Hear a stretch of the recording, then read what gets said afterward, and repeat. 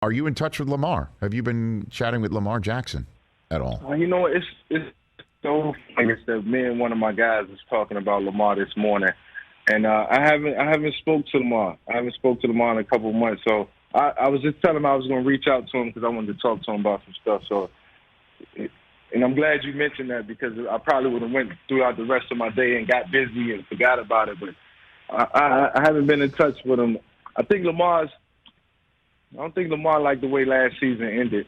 I think he's ready to get to it. 2022 and try to make it a big year. Well, he's game changing. We all know that, and he's unique. We all know that, and he is standing out in a way that I've never seen in my 20 years of being an NFL guy, Michael Vick, and that he appears to be the one leaving the bag on the table. Normally the quarterbacks pound a table for the bag of money, and the Ravens seem to be ready to give it to him, and he's like putting it off for what do you think is happening? Ravens definitely want to give it to him. I'm friends with a couple guys on that team, and some of them reached out to try to get me to reach out to Lamar, and I'm like, look, Lamar's a grown man. He has representation. He's going to figure it out. He has a plan. Sometimes you got to trust, the plan that's being put in place. And I think Lamar certainly understands what needs to happen. If he's putting himself in a situation where he's betting on himself, but that's even more dangerous.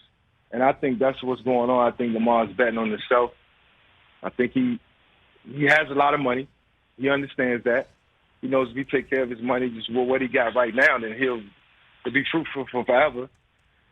But it's a lot more on the table. And if he's saying, look, I trust myself, I want to work this out, I want to go try to win a Super Bowl, and maybe I enhance that or take it a step further than what I've taken it in the last couple years, maybe a AFC championship game or something like that, then he's making progress. So, I can't wait to see what happens and, how it all plays out. But the one good thing is, Rich, we got him coming back. We get a chance to see Lamar Jackson in high-pressure situations, which he understands, or he would have taken the necessary steps to take the contract, bet on himself, and go out and get it done, man. That's the cool part about the game, man.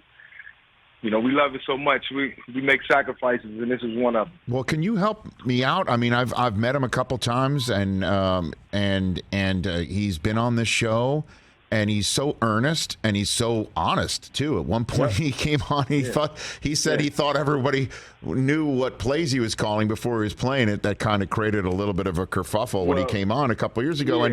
And Steve Bisciotti, the owner of the Ravens, said, Michael Vick, he thinks that the kid is so obsessed with winning a Super Bowl that I think deep down he doesn't think he's worthy of the money right now. Do you think that's what's going on? Like, what do you think it is? I just think. I mean, it may be some truth to that, and he's betting on himself. I mean, that's how much he loves the game, and that's how much pressure he's putting on himself. And you learn a lot about yourself playing the game of football. I always tell people that, and maybe it's something that he's trying to get it out. He's so obsessed with winning, and you can see that in Lamar. He takes the game personal. He loves it. And I talked to some of the coaches, a good friend of mine and one of my great coaches, James Urban. He's his quarterback's coach. And, we had a lot of conversations about Lamar.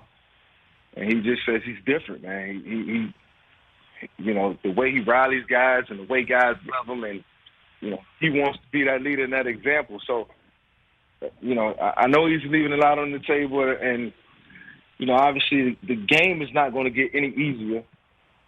So he knows what he's up against. You just got to focus more, and you got to put more time into it. And,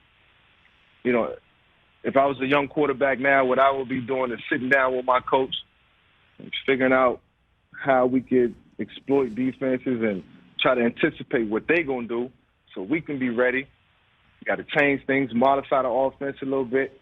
I would take on a role of being super proactive in the offense and how, things materialize and how we execute. And that's one thing I felt like I could have did better. And I'm glad I had a coach like Andy Reid who was so detailed, who taught me how to protect myself, protections, how to pick up blitzes, and those things I wish I would have taken more serious earlier in my career. And now I see guys doing it, and it's going to benefit them. Hey, you watched all the way to the end. Thanks for that. Watch more right here.